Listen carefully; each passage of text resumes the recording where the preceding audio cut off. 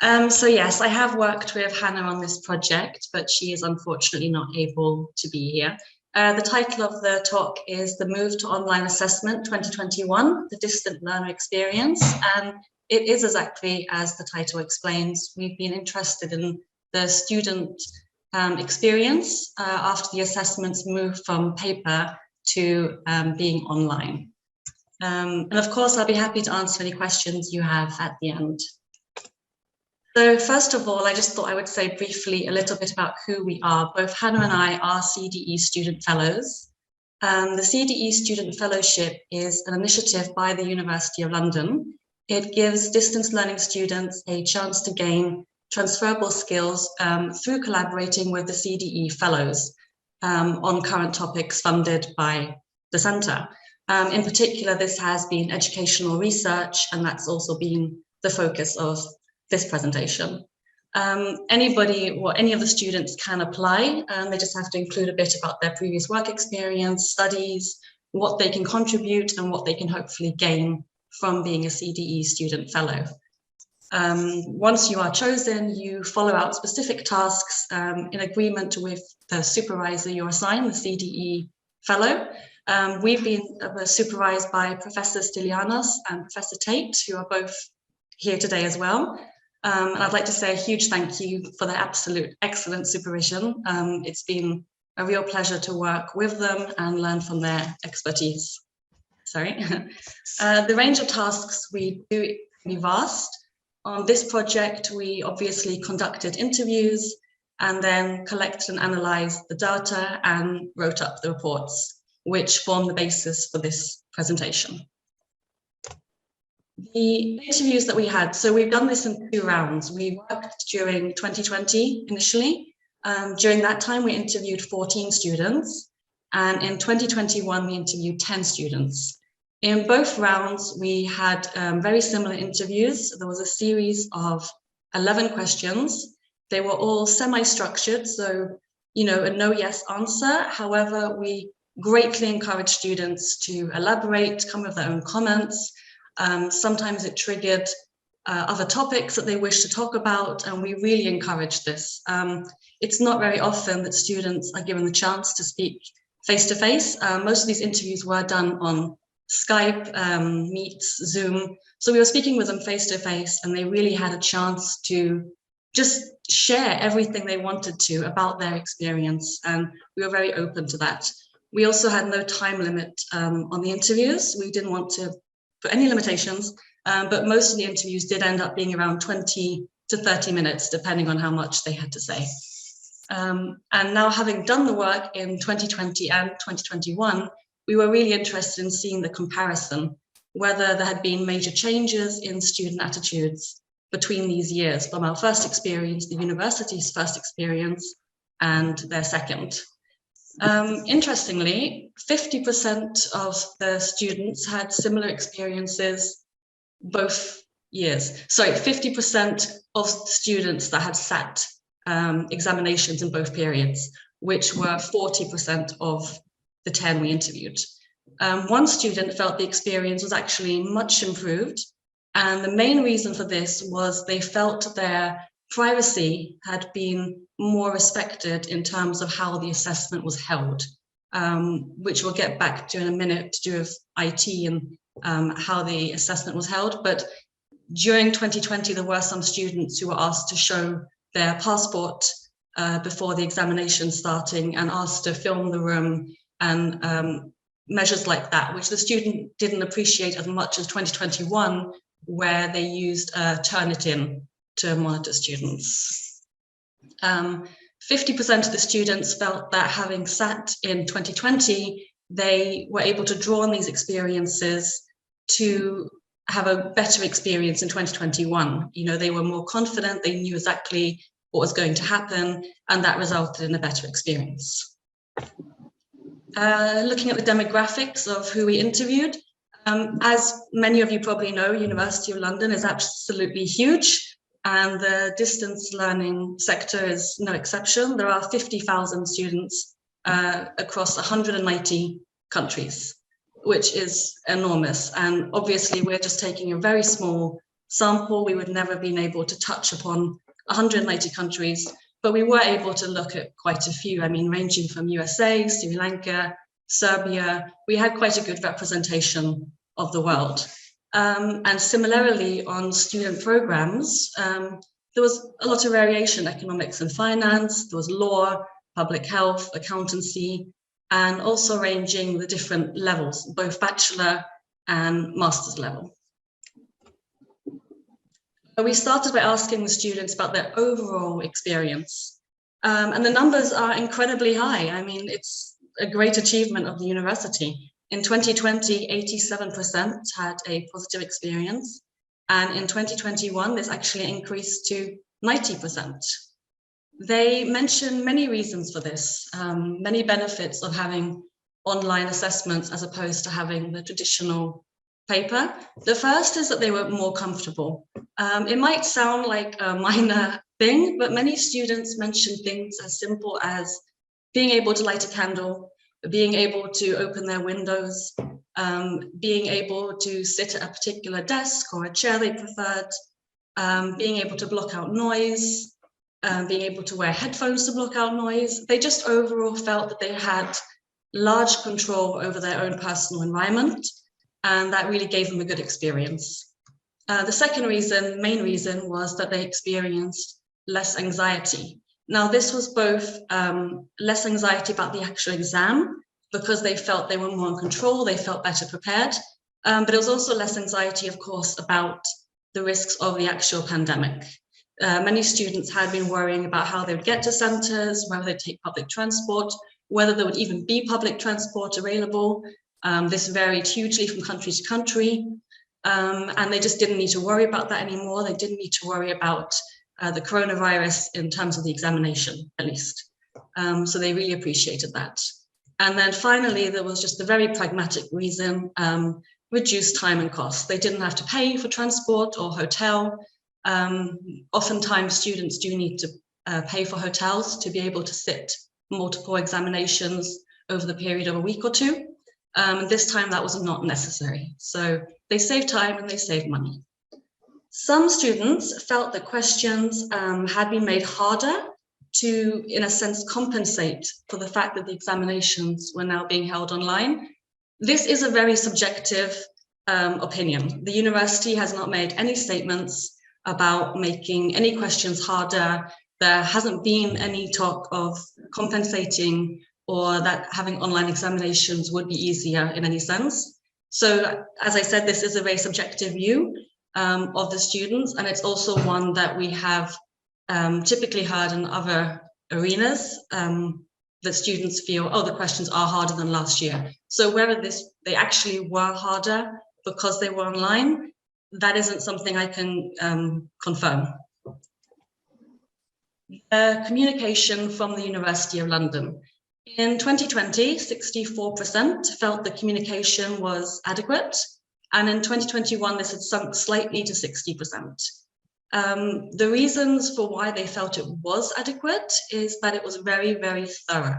They felt there was information given very often, very frequently, on a very broad range of aspects.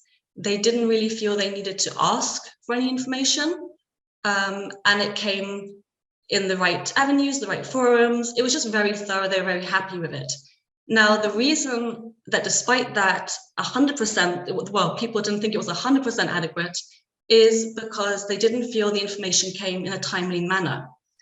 This is related to the fact that these students are mainly mature students. They have families, they have professional commitments. Some are working at a very high level with very many deadlines, projects, and despite being given information 2 months before the exam, and then I'm talking about the date, whether it be online, those sort of things, they felt it should have been provided 6 months before. That isn't necessarily possible. So whether we would have been able to score 100% adequate information, I'm not sure. I'm going to speak more about this point at the end when it comes to the timely manner, but they wanted information 6 months prior to the exam. Resources. When we asked students about resources, they mentioned a wide range. They referred to Q&A sessions, practice tests, webinars, forums, an online module, and a short course on academic misconduct. 80% of the students were aware of resources and 60% used them. 2 students felt no need for any resources. And the only negative comment about resources was that they wanted more program-specific preparation. And that isn't actually related to having examinations online. Even if we had continued with having examinations in a paper format, in an examination hall, these students would still want more program-specific preparation online. So in essence, when it came to resources, 100% of the students were very happy and had access to what they felt they needed in terms of preparing for online examinations specifically. The examinations format.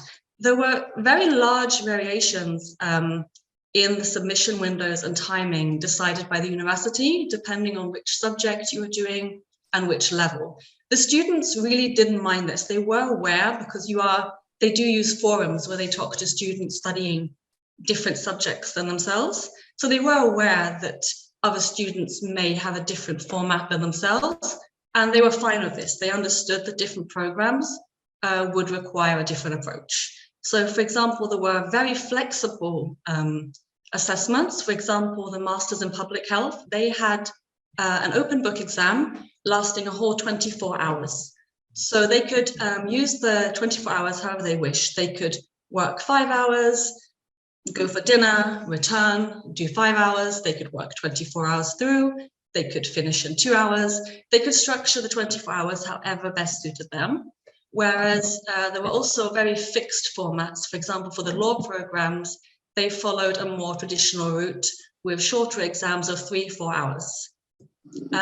All of the degree programs, all of the online assessments were given extra time at the beginning and the end to upload and to download and to upload their answers.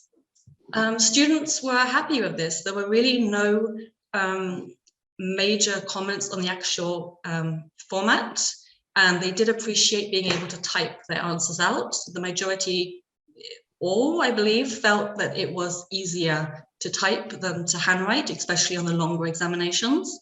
There was one student who made an exception to this, but that was because it was a technical exam with many calculations and diagrams. And she was used to doing this by hand, perhaps didn't have much experience of using the online versions. So I would think that certain degree programs would maybe need to look into this. If they're going to continue online examinations, they may need to provide extra training in perhaps creating diagrams online rather than by hand, because this hasn't been necessary before. One area of concern was the global start time. It was based on GMT time. This means that for one student, they actually started the examination at 4 a.m. This would never have happened if the examination had been held in the traditional format. You would never have been asked to meet up at 4 a.m. And she was quite shocked that she was being asked to log on at 4 a.m. to start the examination, which essentially meant waking up at 3 a.m. So this is a real area of concern, and definitely when it comes to equality across the countries, it really needs to be looked at. Moving on to IT. So as you can see from the diagram, 90% had no problems with their IT connection or IT problems in general. Only 10% had problems. What's interesting is that these 10%, they didn't have any problems. They had problems, but they didn't experience it as a negative thing. So for example, one student had problems with his internet connection. He wasn't able to download the paper immediately. He had to wait 10 or 15 minutes. But because the university had the foresight to foresee this problem, they had, as I mentioned, given extra time for the download and upload. And so, you know, he was protected by this and really didn't mind that it took him an extra 10, 15 minutes, as he was not put at any disadvantage. So that was great. Some students had prepared mobile data as backup in the event of their Wi-Fi failing. It was very interesting. Many students saw it as their own personal responsibility to ensure as little disruption as possible. And it really felt like a collaboration between the university and the students in ensuring that the online assessments would work. They really put so much effort, I mean, the students, in really preparing themselves and ensuring that they had done everything they could to be able to take the online assessment without any problems. However, it's not to be avoided that certain countries do have larger problems with power failures and internet connectivity than others.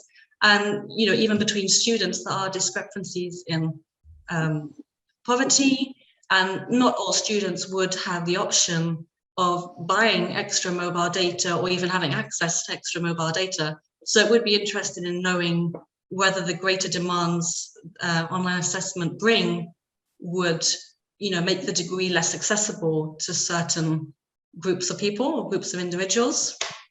The ones that we spoke to hadn't had these problems, but that doesn't mean they wouldn't exist. As said earlier, the information provided by the university has been extremely good, and this was very notable when it came to IT. All of the students knew exactly who and how to contact should they have any problems with the IT setup during the exam, before the exam, after. They knew what to do. They'd really been given very good information about this. Moving on to academic performance, the impact on performance. So 50% found it, the online assessments had a positive impact on their performance, 20% experienced a negative impact, and 30% were neutral, not really noticing any difference.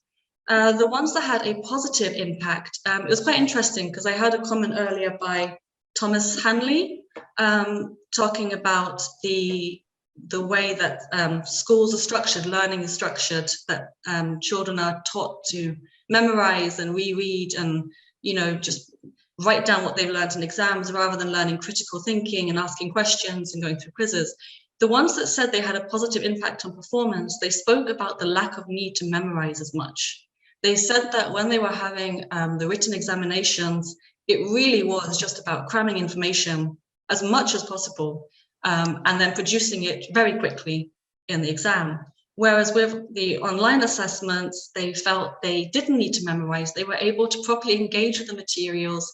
They were able to have more debates with themselves, with family, with whoever was available. They really took the time to sort of just think about it and create theories and come with their thoughts, because they didn't feel that pressure to sit and memorize dates, names, information that they would be allowed to use during the exam. It was a more thoughtful process. Obviously, the people that had a negative impact on the academic performance, that was those who started at 4 a.m.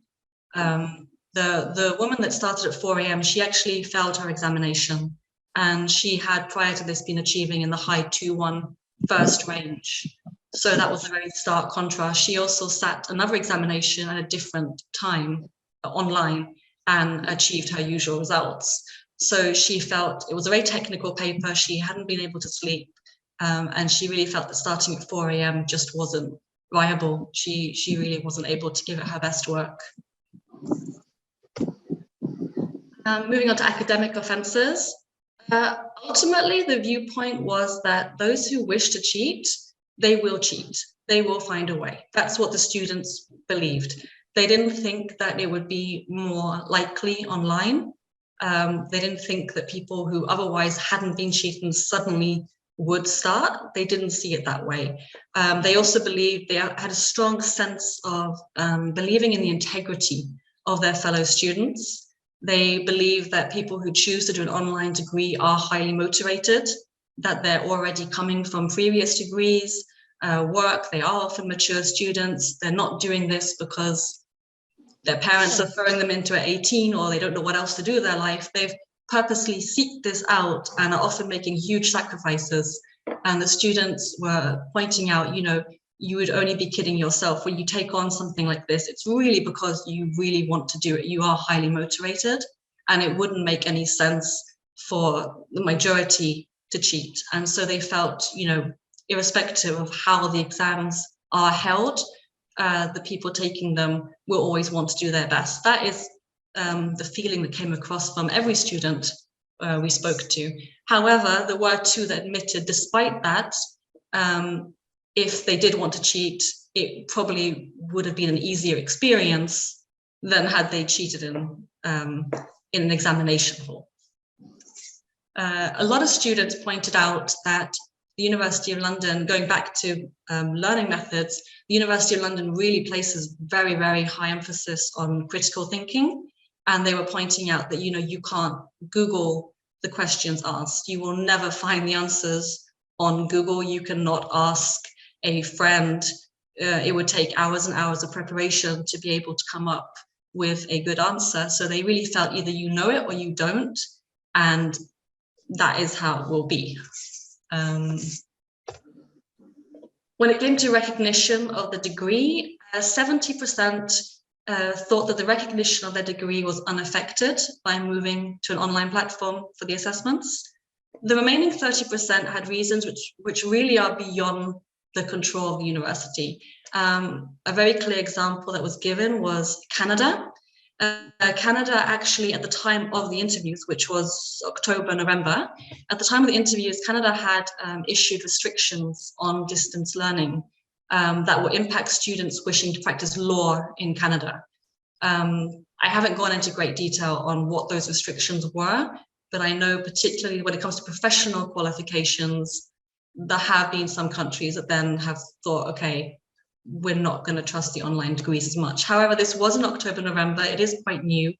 And the students had great optimism that as time passes, the countries and regulations will have to accept that a lot is now happening online. The pandemic has changed a lot of how we work, how we study, how we live.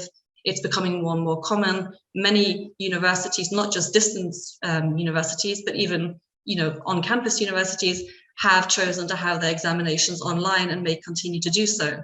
So whether countries such as Canada and law boards will be able to continue making such restrictions, it's not certain. It'll be interesting to see how it develops, but the students were positive and it wouldn't actually put them off studying with the University of London, despite how the recognition might be affected. They still felt it was a very positive degree, and that studying at an on-campus university wouldn't necessarily be any different or overcome the restrictions anyway, because they may also have online examinations. Mature students mentioned that they saw their degree as natural academic progression. They already had degrees, they already had work experience, and they didn't really understand why I was even asking why anybody would question the recognition of their degree, because they've already proven themselves. And this degree was more to advance their careers or for personal knowledge. They really didn't see it as anything else. And these results were similar to 2020, where the vast majority believed the recognition to be unaffected. Now, as I mentioned at the beginning of this, we were very open to students bringing up topics that we hadn't included. And one of these was disabilities. We had no questions on disabilities. And we now realize we should have. One particular student who has a disability brought to our attention that it really isn't spoken about much by the university. However, she said that the move to online examinations has been an incredible benefit to herself and other students she knows with disabilities. The main thing that she pointed out was that when you have a disability, you may actually turn up at the examination hall already at a disadvantage to other students, just in terms of accessibility. So she was saying she's in a wheelchair, and the majority of stations across UK don't actually have wheelchair access. So she was saying she lives a bit rural and it's hard to get to the examination centres, and she can't even take the train because she can't go on the train with her wheelchair. So she actually has to then take a bus. And she was saying by the time she usually gets to the examination hall, she's already at a disadvantage by how tired she is, by how much further, not further she's had to travel, but how much longer she's had to travel, not being able to use the same not having the same transport options. That was a very major point that she made. And so the move to an online experience was absolutely significant for her. She said that this has contributed to removing barriers and opening up minds to the fact that it is possible to work and study and take examinations from home. This is clearly something she has desired for many, many years, not just during the pandemic. And to see it finally come to light was a great experience for her, and something she wishes the university would have a bit more focus on. We asked the students, would you like the online assessments to continue? Despite all the varying answers to the questions, 100% answered that yes, they would like online assessments to continue. In conclusion, I would really like to highlight how well the University of London has done in providing students with a successful alternative to traditional examinations. I don't need to tell anybody, it's been an incredibly challenging 2 years for everyone, for every business, for every school. And especially during 2020, the university really was forced to make moment-to-moment decisions affecting thousands of students. Nobody had faced a challenge like this before. Nobody really knew what was going on or what was coming, what would be possible, how long it was going to go on for. And in addition, having these students across 190 countries, the situations were varying massively and changing day by day in different countries. So it wasn't even as though the university was trying to make a setup that would match one situation. They were trying to cater to an unlimited variation of situations. So basically the students really had been impressed, and they actually got quite emotional during some of the interviews talking about it. They felt that the university had really protected their interests. Many were very relieved that the examinations had not been postponed, and almost any option would have been better than postponing their degree and forcing them to graduate a year or 2 or 3 later. They're just incredibly impressed that they've been able to progress at the regular speed, and very grateful for that. And that will also have contributed to increasing the recognition of the degree and the university. So looking at, points to note for the future assessments, they really would like the university to continue with non-invasive methods when preventing cheating. So Turnitin that I mentioned was a good option as it checks for plagiarism. But things such as having to hold up your passport, which they didn't really know, they didn't understand who was recording it or where this image was going, having to show your room, all those sort of more invasive methods they weren't a fan of, but they would absolutely like the university to continue to look into ways to prevent academic offences. And then 2 really key points of advice would be, 1, give consideration to the time zone. That really, I think, looking back at everything, was the most negative comment. And I wouldn't say it's a simple thing to fix, because there are so many time zones, and again, it goes back to preventing cheating, but it really is important that students are able to sit the exam at a reasonable time for their time zone. And then secondly, going back to the point about information in a timely manner. So I don't actually think it was so much the timely manner, even though that's what the students repeated, and they want information 2 months prior, not 6 months prior. They wanted it 6 months prior, not 2 months prior. I think it was more the lack of in-depth reasoning. Students have very valid reasons for wanting the information as early as they do, because they need to get time off work, they need to make arrangements for their family, they need to know how to prepare. They're valid reasons that the university understand. I don't think the students necessarily understand why the university is not able to provide a date, a time, a confirmation that it will be online 6 months before. I think the information that is sent out should really provide as in-depth reasoning as possible, so that the students can really accept that, okay, this is why we cannot be given this information. And I think they would understand that. And I think those are the only points that would really make a difference, because overall the students have been so incredibly positive and had such a good experience. So thank you so much for listening to my talk. I hope you found it interesting, and I'm happy to answer any questions you might have.